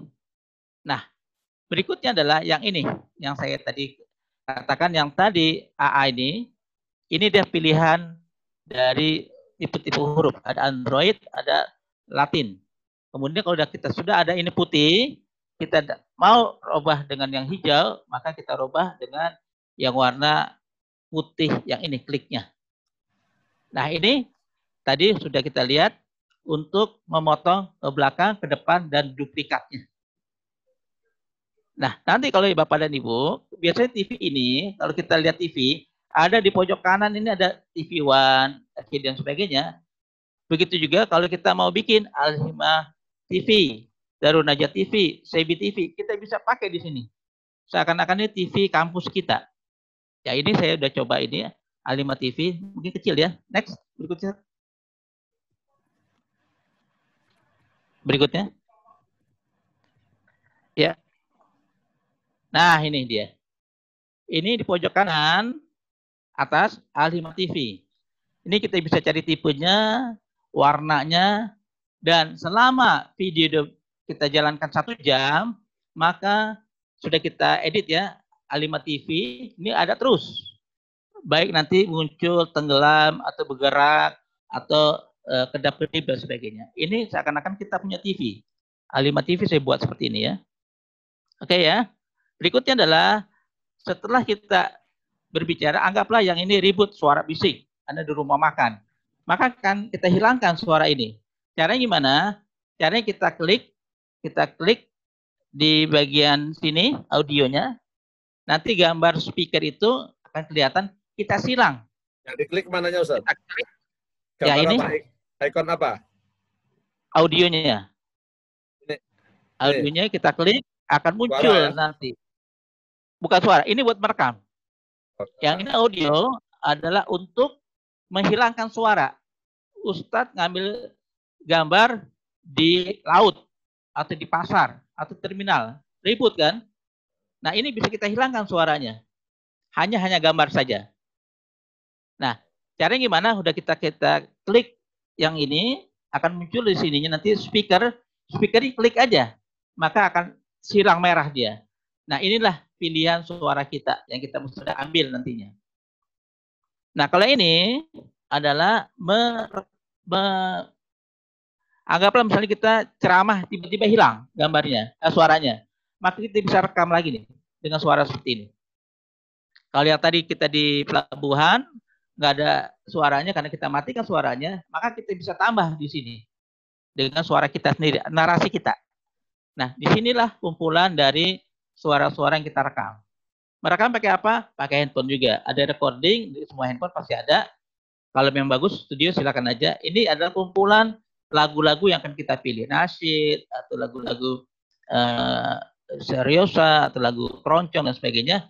Ini adalah lagu-lagu yang kita upload. Sekali lagi yang saya ingatkan, jangan ambil yang sudah orang punya. Kalau kita mau ambil suara yang free, ada namanya NCS. No copy song atau no copyright. Itu disediakan oleh YouTube untuk kita ambil dan tidak kena hak cipta. Nah, ini beberapa cara memilih huruf dan mengatur ukuran. Ini baru satu nih. Ya, terus. Mungkin yang terpenting nanti menguploadnya dulu, Ustaz. Ini yang animasi jelimet. Nah, itu juga yang nanti yang dikemaskan adalah ketika Ustaz lagi ceramah di sini, tapi mau ditampilkan juga foto kita, itu ambilnya dari yang di media. Ya, mungkin saya akan lihat Yang video seperti apa? Suaranya pecah, Zat. Ya. Suara coba antum kalau tanpa foto video seperti apa? Kalau tanpa headset gimana, Zat? Nggak pakai handsfree. Nah, ya. Kalau tanpa headset saja. Nggak pakai saya. Nah. Agak naik lagi. Naik lagi. Lagi. Slide berikutnya. Nah, ini. Ini Bapak dan Ibu, ambilnya dari yang ini. Ini ada 2. Jadi gambar dalam gambar, video dalam video, video dalam gambar, gambar dalam video. Ya, ambil yang klik ini. Next berikutnya. Yang tadi. Nah, ini dia. Nah, udah kita punya filenya, Bapak dan Ibu ambil yang ini. Klik aja, nanti akan 2. Ini namanya layer 1, layer 2. Ini adalah video yang bergerak. Ini juga video. Atau ini foto, ini video. Atau ini video, ini foto. Atau ini video, ini video. Atau ini foto dan foto. Maka kita akan lihat Ustadz lagi ceramah, dikasih materi, kayak gimana sih wajahnya. Nah, Ustadz ambillah foto Ustadz, taruh pojok sana. Klik lagi Ustadz, berikutnya. Nah, ini dia. Ustadz lagi ceramah di sini, khotib Jumat, atau kegiatan apapun. Nah, di sinilah ada foto kita nantinya. Atau ada logo kampus kita. Atau ada video kita. Silakan seperti itu. Ini kelebihan dari KineMaster yang tanpa harus dengan biaya mahal membeli PC atau mempunyai kameranya. Next, Ustaz. Ya. Nah, ini juga. Ini saya kasih gambar, ini harus bergerak nih, Ustaz. Ada videonya. Jadi ini video bergerak, yang ini juga bergerak gambarnya. Ya, berikutnya. Nah, ini cara-caranya yang bisa kita ambil di video-video kita. Nah, ini tinggal diklik aja nanti saat Bapak dan Ibu untuk animasi masuk, animasi keseluruhan, dan seterusnya. Ini kaya sekali fitur-fitur dari KineMaster yang kita bisa gunakan untuk kuliah kita dan mengedit tentunya.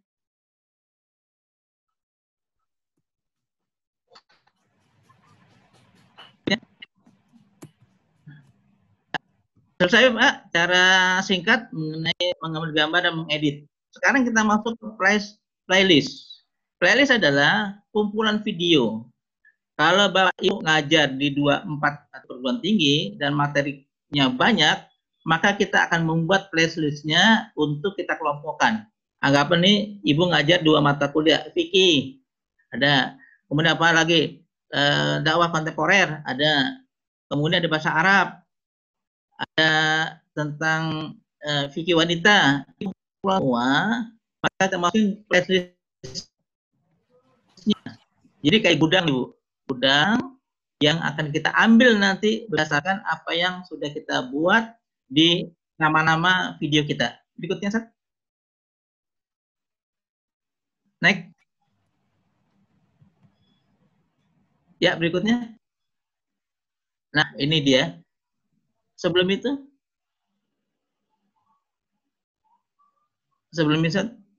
naik lagi. Nah, ini. Jadi manfaatnya adalah untuk menambah view YouTube kita. View itu adalah orang yang menontonnya. Kemudian ini untuk menambah subscribe kita. Udah 1000 subscribe, yang nonton 4000 jam, maka kita bisa dikasih informasi dengan Google AdSense dan akan kita dapat surat dimonetize-nya. Inilah yang namanya uang yang dari YouTube kita. Jadi dan persyaratannya ya. Tidak semua YouTuber anggota. Tidak semua YouTuber membuat playlist ya. Tapi playlist itu memang sangat memudahkan. Nah, kalau Bapak misalnya Sofyan itu ngajar di Studio Alihma, ngajar di Sebi, ngajar di Tazkiyah, dan banyak mata kuliahnya, maka harus dikelompokkan. Supaya nanti ada berikutnya ada schedule. Ustadz udah merekam dari sekarang, nanti tanggal 15 jam 10 Ustadz ngajar. Nah, Ustadz masuk ke schedule aja. Maka jam 10 hari yang sudah tentukan, udah dijadwal, otomatis dia akan kebuka video kita. Jadi kita mempunyai bank video kita. Nah, ini yang terakhir adalah untuk mempercepat monetisasi kita. Maaf nih, ada beberapa orang melihat ketika dia memang sudah waktunya dimonetis, nggak mau. Karena dianggap Google itu tanda kutip riba atau nggak islami. Kalau saya agak berbeda, itu hak kita. Karena kita memberikan sesuatu pada Google, pada YouTube, itu hak kita. Untuk kita ambil hak kita. Misalnya ustadz-ustadz yang kondang, itu kalau bisa lihat tuh berapa ratus ribu, berapa juta subscribe-nya. Yang tertinggi sekarang saya lihat tuh Deddy Corbuzier, 10 juta subscribe-nya. Jadi bahasa kita 10 juta jamaahnya. Dan sekali di-upload, itu yang nonton 1 juta orang. Terakhir saya dengar 42 miliar setahun dia dapatnya. Nah, kalau Ustadz, saya yakin lah bisa mengalahkan Deddy Corbuzier. Kenapa? Karena sehari 5 mata kuliah ngajarnya. Seminggu berapa kali itu. Jadi ini peluang, Ustadz. Jadi kalau tanda kutip semester depan sedikit, suruh dengerin aja, Ustadz ya. Iya. Wajib. Benar, Ustadz. Ketika kemarin kita COVID, saya banyak video-videonya mengenai manajemen krisis, mengenai corona dan sebagainya. Saya suruh nonton mereka. Buka ini analisa. Ya, berikutnya. Oke. Ya, cara membuatnya dari YouTube. Nah, kita ambil. Ini sangat teknis sekali ya. Mohon maaf. Kita pakai. Nah, ini adalah kumpulan dari video-video kita. Mana kita mau ambil, kita kelompokkan. Berikutnya. Insya Allah nanti dipraktekin, ada kesulitan-kesulitan besok didiskusikan ya para ustadz. Ya. Silakan, saya ada. Nah, ini langkah-langkahnya. Yang pertama adalah cari video yang ingin disertakan. Kan udah banyak nih. Kalau ustadz rajin ngumpulin, anggaplah ada 100 videonya. Nah, nanti kita kelompokkan. Kemudian kedua, pilih yang akan kita tonton. Nanti ada pilihan, Ustadz. Apakah yang favorit atau untuk nonton. Nah, ini kalau ada pilihan nonton nanti, Ustadz, Bapak dan Ibu bisa membuat schedule-nya. Di file berikutnya saya kasih contoh juga bagaimana membuat schedule pelatihan penontonnya. Sekarang semester ini Ustadz anggaplah libur, tapi udah banyak dari sekarang ngumpulin video-videonya.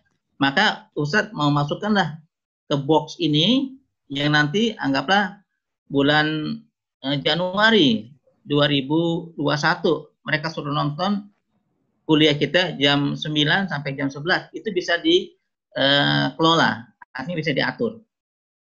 Kemudian jika ingin buat playlist baru, masukkan nama playlistnya. Artinya ini playlist itu adalah nama-nama materi kuliah kita. Berikut nanti saya akan jelaskan. Yang keempat, gunakan drop down untuk memilih setelan privasi playlistnya. Kalau privasi berarti orang lain nggak bisa lihat. Kalau publik berarti orang lain bisa melihat kita. Berikutnya.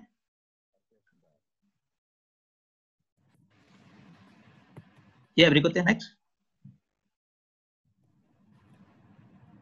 Nah, ini dia.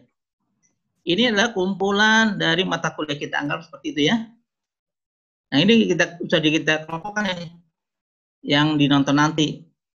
Ini ada beberapa video-video saya kelompokin ini.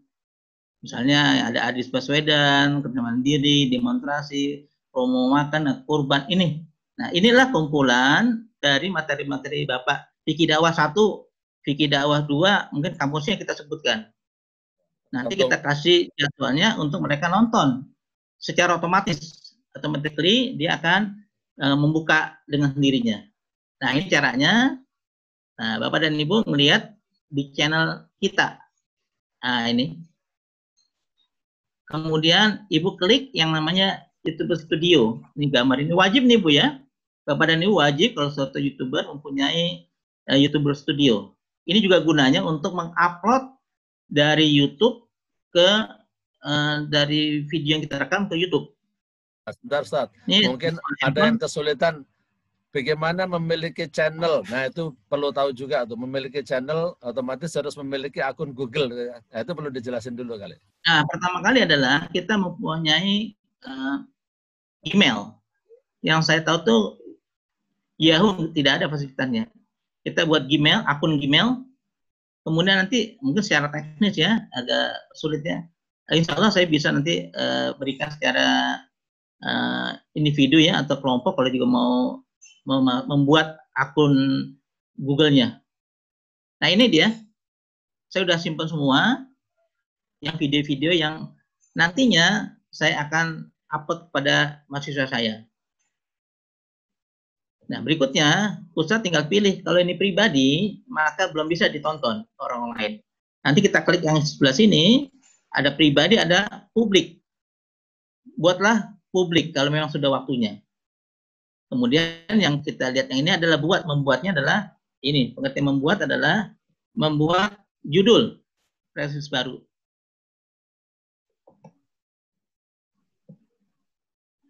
Ya. Ini saya kumpulin nih. Saya kebetulan ngajar di broadcasting radio. Saya ada sekitar 15 materi radio streaming. Nah, ini saya buat dan saya sekelompokkan seperti ini misalnya. Ada saya sudah buat ya, radio streaming dan seterusnya. Kemudian saya lagi hobi hidroponik. Saya videokan semua tanaman hidroponik saya masukin. Jadi ketika orang klik hidroponik, mudah-mudahan video kita semua atau radio streaming. Dan tolong juga diingat, penamaan kita harusnya agak unik. Kalau streaming, kalau kita buka radio streaming itu banyak sekali, Pak. Begitu juga dengan hidroponik banyak sekali. Kalau kampus saya Alihma, mungkin hanya beberapa orang karena tidak banyak orang yang mengupload video-video tentang kampus kita. Nah ini ya, nah ini contohnya review saya radio streaming. Yang ini ya isinya radio streaming semua. Yang ini juga kalau kita lihat yang hidroponik semua. Berikutnya saat ya. Nah ini cara-caranya kita ambil di YouTuber Studio, kemudian akan tampil seperti ini tampilan kita. Tinggal kita pilih aja. Anggaplah Bapak udah 100 videonya, macam-macam variannya. Maka kita masukkan, nah klik.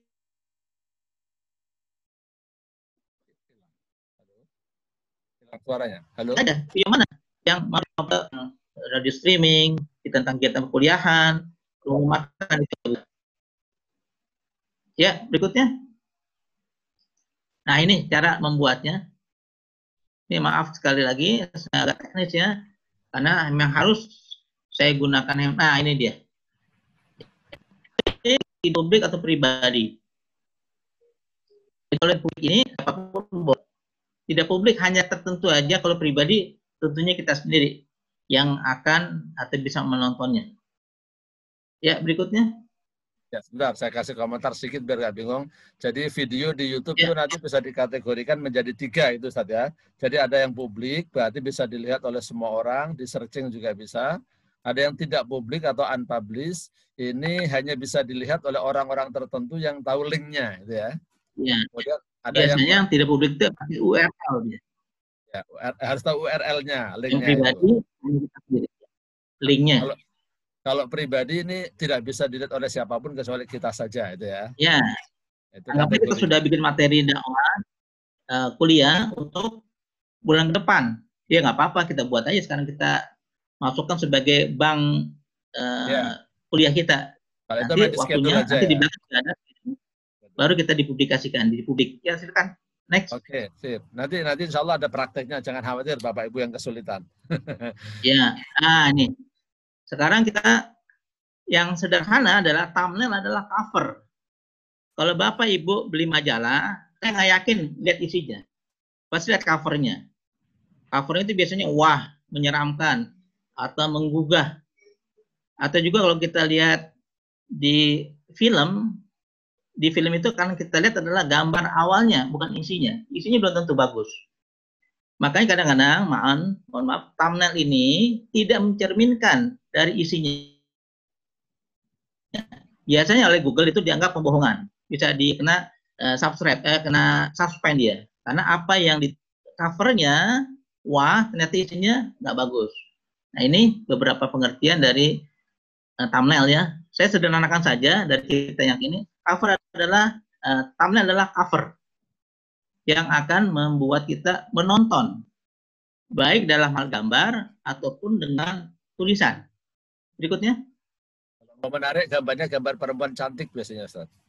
Nah, begitu. Ternyata pengajian, Ustaz. Isinya pengajian, ya, isinya mata kuliah ternyata. Pengajian ini bagus ya tentang apa? Ternyata isinya mau berbeda. Nah, ini dia. Persyaratan untuk thumbnail adalah thumbnail itu seragam. Nanti kita lihat seragam seperti apa.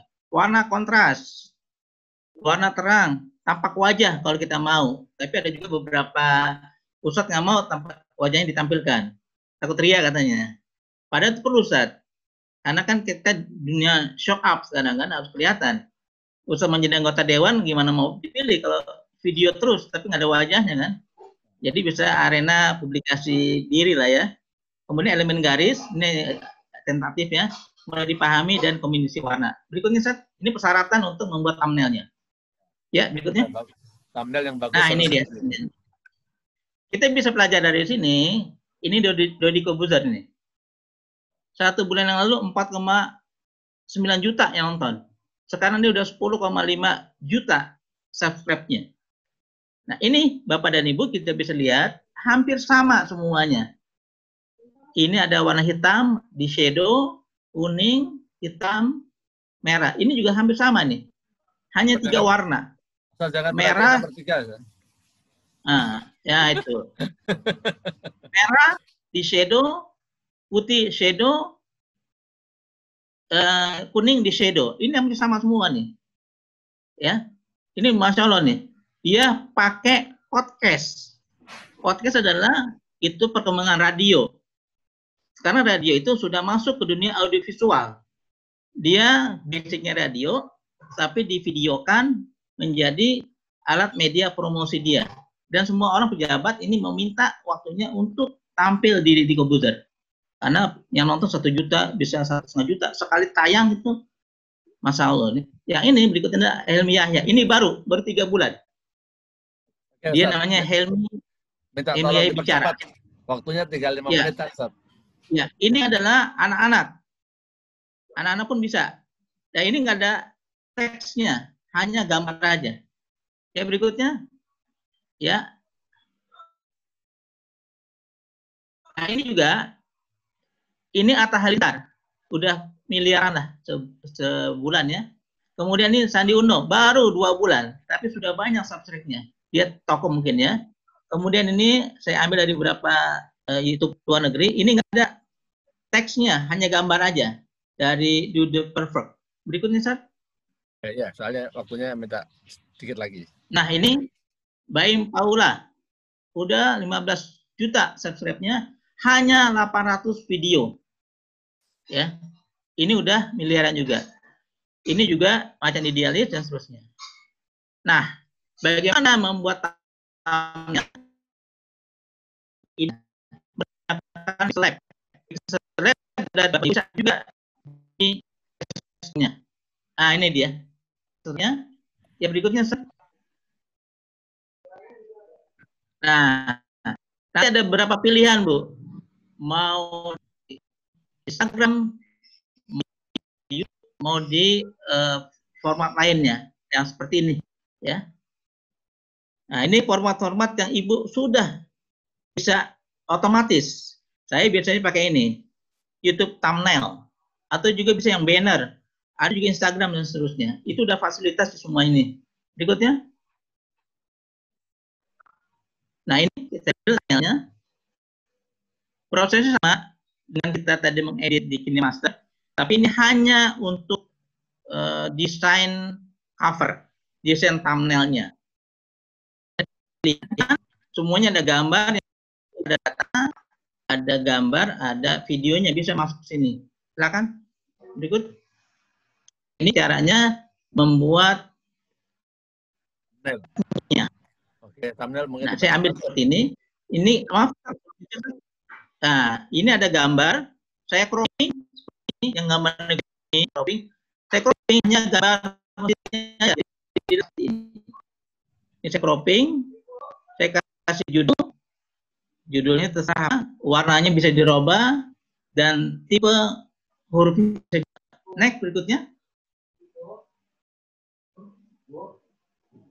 Nah, yang berikutnya adalah bagaimana kita untuk private dengan yang umum ya. Ini seperti tadi juga hampir sama ini, karena materinya diminta Anis dan publish, saya akan masuk seperti ini.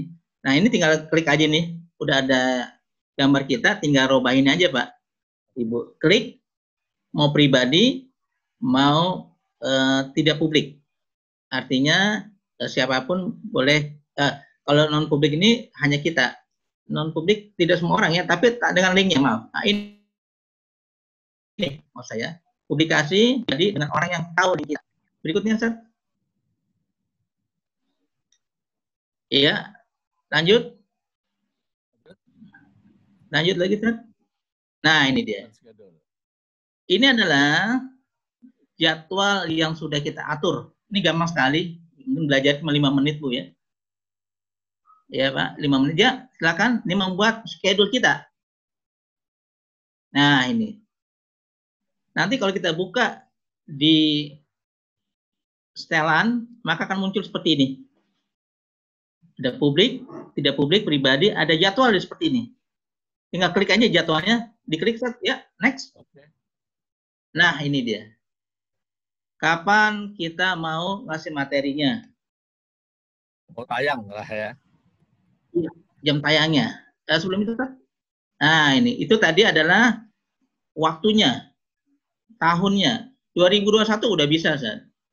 Bulan Agustus sudah bisa. Asal kita mempunyai schedule di sini. Ya, dan itu sudah ada. Ya, sudah ada. Tinggal kita mau. Saya ngajar hari Rabu, setiap tanggal 1, tanggal 8, jam berapa bisa datang. Nah, ini dia. Ini jam yang kita sudah atur, dengan sendirinya mereka tahu jadwalnya. Rabu, tanggal 1, tanggal 8, tanggal 15, tanggal 23, jam 3. Mereka pasti klik nonton video kita. Ya, itu saja. Ya, waktunya jam 10. Pas. Sekali lagi, ini sangat teknis dan materi cukup padat ya, 9 materi. Mudah-mudahan saya mengusulkan kepada inisiator dibuatlah satu sesi yang khusus untuk satu materi aja 2 jam, besok lagi 1 jam, 1 jam, atau satu materi gitu.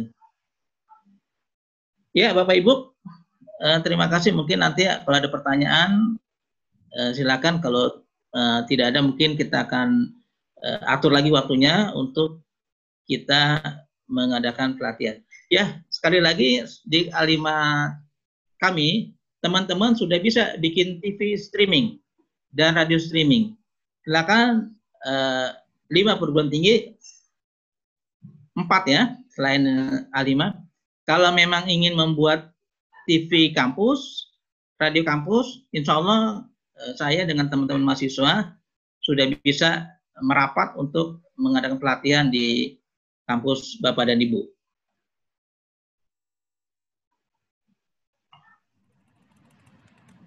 Oke, cukup, Ustaz? Ya, cukup. Oke, terima kasih. Jazakumullah khair katsira kepada Bapak Ustadz Ade ya, Bapak Ustadz Ade atas pemberian materi tentang YouTube menjadi sarana perkuliahan.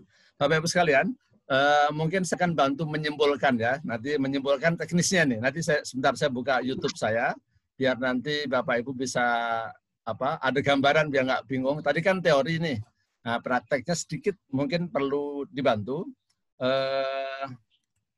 Tapi saya ingatkan, Bapak-Bapak, Ibu-Ibu tolong lihat di grup WA workshop itu sudah di-share link untuk pembuatan sertifikatnya. Jadi Bapak Ibu silahkan isi sesuai dengan namanya masing-masing. Nanti insya Allah secara otomatis sertifikat akan terkirim ke email Bapak Ibu sekalian. Nah ini saya mau coba praktekin apa yang disampaikan Pak Ade tadi. Saya coba share screen ya, mungkin 5 menit saja sebagai penyimpulan dari atau sekaligus praktek dari Pak Ade tadi. Ini saya pertama kali saya akan bukakan Google Chrome saya. biar ada bayangan cara menguploadnya. Oke, saya mulai dari pertama kali banget ya. Pertama kali banget kita udah kelihatan ya screen saya ya Pak Ade ya. Nah, ini saya tulis aja YouTube, maka akan terbukalah YouTube kita di laptop kita. Harus pakai laptop ya, nggak bisa pakai HP. Kalau pakai HP susah. Nah, ini sudah terbukalah YouTube kita. YouTube ini otomatis alamatnya sama dengan alamat email kita. Biasanya kalau alamat email kita Gmail ya, otomatis ya. Gmail. Nah, itulah kita berarti sudah otomatis punya akun YouTube. Nah, ini yang tadi pertama kali. Jadi kalau kita mau mengupload, ini tolong dilihat sini. Nah, ini tombol inilah pertama kali. Diklik, ada tulisan create ya. Sekali lagi, tolong Bapak Ibu perhatiin. Ini YouTube di laptop yang saya buka. Sini ada tombol plus yang tadi disampaikan Pak Ade, ini terpenting. Create, kita klik. Ya, kita klik. Ini ada dua pilihan. Pilihannya mau sistem upload atau live. Nah, kalau kita sudah punya video, berarti kita tinggal klik upload video. Nah, tinggal klik upload video, maka akan membuka di laptop kita. Kita akan buka laptop kita, tinggal kita cari file videonya. Kita tinggal cari file videonya. Nah, ini lagi dicari ya. Nah, akan tampil seperti ini apa adanya di YouTube. Kita select files. Kita pilih file video mana yang mau kita upload. Misalnya, nah ini saya cari di punya saya. Wah, ini. Oke, saya mau carikan contoh video-video. Mana yang video yang sifatnya tidak rahasia ya. Nah, kita cari aja contoh aja ya. Nah, contoh. Ini bisa video, bisa apa? Foto. Ini saya cuma ambil contoh saja. Ini contoh saja. Nah, ini kita masukkan ke sini.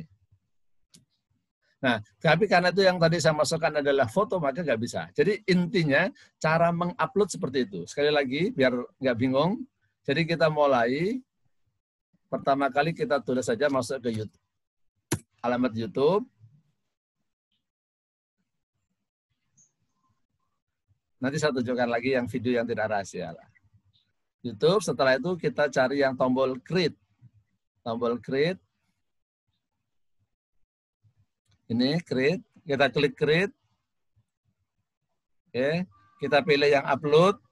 Insya Allah yang simbolan dari penyampaian materi Pak Ade. Kemudian kita pilih file.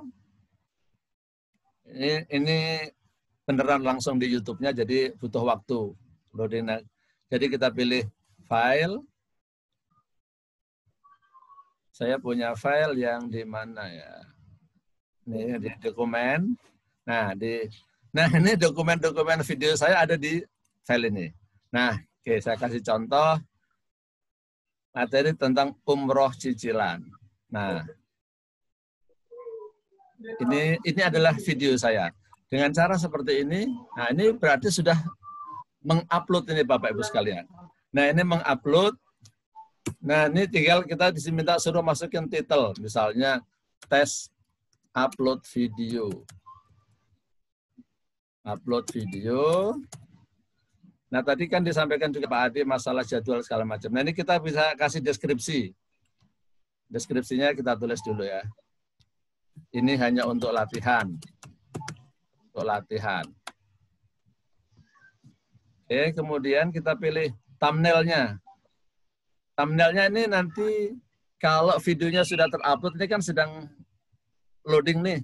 Nanti akan pilihan thumbnail-nya di sini akan muncul. Nanti kita sambil nunggu itu ya Bapak Ibu. Kita praktek langsung. Nah, ini playlist. Thumbnail-nya kita buat sendiri atau udah ada, Ustaz? Kalau saya nanti biasanya pakai video yang real videonya. Iya. Pakai video yang apa adanya. Nah, kemudian playlist, kalau playlist saya ini ya, ada video yang sifatnya video pribadi, ada kajian fikih bisnis, ada komentar. Nah, ada yang video untuk komunitas tertentu. Contoh misalnya kita masukkan video pribadi. Ini nggak boleh dilihat orang contoh. Ya. Kita pilih di situ aja. Ini masuk playlistnya di situ. tapi ini karena lagi proses YouTube-nya masih uploading. Jadi kalau kita ambil thumbnail dari video kita, itu maksudnya kalau kita ambil thumbnail dari video kita, maka tidak ada kalimatnya, tidak ada judulnya biasanya. Iya, betul. Belum ada judulnya. Jadi misalnya dakwah dahsyat, nah gitu kan. Nah, nama kita. Itu kalau hanya sekedar gambar, orang kadang-kadang lewat. Tapi kalau misalnya radikalisme di perguruan tinggi, orang apa itu radikalisme? Dia akan buka, memancing jadi kita. Oh, betul, betul. Nah, jadi besok mungkin kita perdalam karena ini video saya panjang, nanti saya carikan video yang pendek. Nanti besok Ustadz Adik juga masih bisa ikutan, Ustadz Adik ya? Ya, saya ikutin terus. Jadi biar besok nanti dosen-dosen pada praktek. Ini nanti kalau processing sudah selesai itu berarti nanti sudah terupload itu. Nah, nanti tinggal kita otak-atik yang pernik-perniknya itu kalau sudah terupload ya. Sebentar. Saya mau tunjukkan juga awal belajar juga ini, saya pakai thumbnail dengan ternyata saya kuat. Karena ketika saya udah udah masuk ke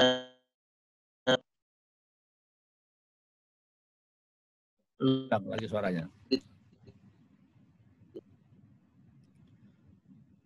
Oke, karena waktunya sudah jam 10 lewat 8. Aplikasi untuk desain cover. Nah, kayak gini. Oke. Nah, kayak gini, Ustaz. Mau nangis dengar lagu Al-Wara. Kenapa dia nangis ya? Ada gambar orang. Nah, ini namanya thumbnail. Emang bagus lagu Al-Wara. Kita klik akhirnya. Baik. Sebentar, ini putus. Sebentar. Baik, Bapak Ibu sekalian, mudah-mudahan materi pertama ini belum memuaskan Bapak Ibu sekalian. Nah, biar bisa ikut lagi, ya bisa ikut lagi. Ini karena materi masih awalan, apalagi kalau belum jadi YouTuber mungkin rada kesulitan. Tapi insya Allah sekali lagi, karena ini hari pertama, mungkin persiapan sinyalnya juga ada yang kurang bagus ya. Pesan saya minta tolong kepada khususnya para narasumber besok kalau bisa cari sinyal yang bagus. Jadi mohon maaf Ustadz Adik kayaknya sinyalnya kadang-kadang hilang soalnya. Jadi mungkin peserta ini tadi banyak yang masuk. Banyak keluhan, suaranya tuh kadang-kadang hilang, putus. Nah itu. Jadi besok sebelum materi yang baru yang akan disampaikan oleh Ibu Dewi tentang Edlin ya, nanti Bu Dewi besok tentang apa? Sebentar saya lihat jadwalnya. Saya nggak hafal malah jadinya. Tentang Google Apps for Education, Pak, sama Google Meet. Google Meet ya, tentang ya, Google Meet sama Google Apps for Education. Google Apps for Education ya, Google Apps for Education dan Google Meet ya. Google Meet ini enaknya gratis ya Bu Dewi ya? Iya Pak, enaknya gratis, cuma memang besok ada pembahasan khusus tentang perbedaan dua itu Pak. Oh gitu yang ya. Gratis sama yang Google Suite. Ya. Kalau Zoom kan ada yang gratis, ada yang bayar, ada kelebihan kekurangannya nanti akan dibahas masing-masing insya Allah ya. Yang penting Bapak Ibu ikutin terus. Sekali lagi pesan saya yang mau sertifikat, tolong tadi diisi, klik link yang sudah di-share oleh Ibu Dewi.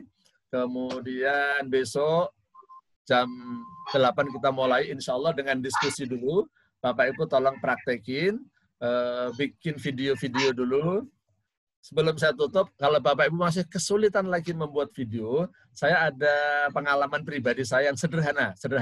Jadi kalau membuat video yang paling gampang, tapi sederhana ya, nggak ada macam-macamnya, ya videonya ngerekamnya pakai Zoom aja. Jadi kita buka Zoom, ngomong aja sendiri, nggak ada lawannya, nggak apa-apa, itu nanti jadi rekaman. Kan di Zoom bisa di-record. Nah, udah itulah jadi video. Kalau nggak ada yang bantuin, tadi kan Pak Adik sampaikan kalau ada anak, kalau ada mahasiswa, kalau nggak ada yang bantuin gimana?